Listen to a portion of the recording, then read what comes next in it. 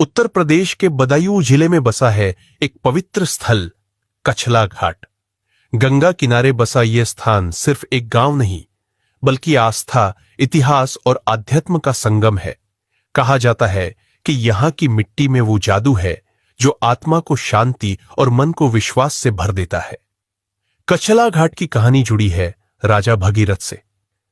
पुराणों के अनुसार जब धरती पर पाप और कष्ट बढ़े, तब भगीरथ ने मां गंगा को स्वर्ग से पृथ्वी पर लाने के लिए कठोर तपस्या की।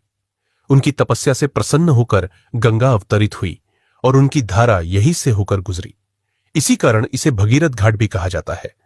इतना ही नहीं, लोक कथाओं में कहा जाता है कि यहां ऋषि कश्यप और उनकी पत्नी इला ने भी कठोर तपस्या की थी। तभी से यह जगह साधु संतों का निवास और तप का केंद्र बन गई। आस्था और स्नान। समय के साथ यह स्थान तीर्थ स्थल के रूप में विकसित हुआ।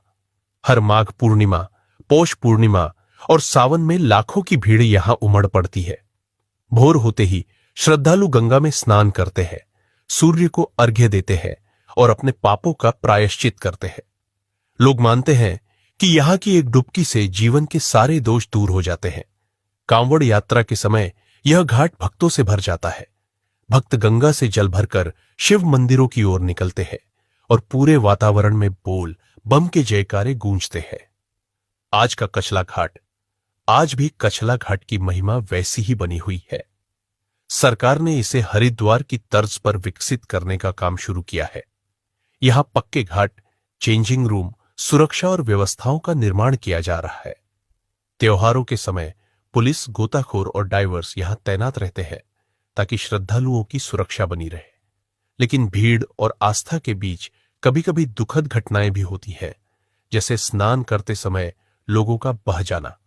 फिर भी श्रद्धालुओं का विश्वास और गंगा के प्रति आस्था अटूट रहती है। कछला घाट सिर्फ एक जगह नहीं, यह एक आस्था है, एक इतिहास है और एक जीवन दर्शन है। यहीं से लाखों लोग अपनी आत्मा को शुद्ध करने, जीवन को सकारात्मक बनाने और विश्वास से भरने आते हैं।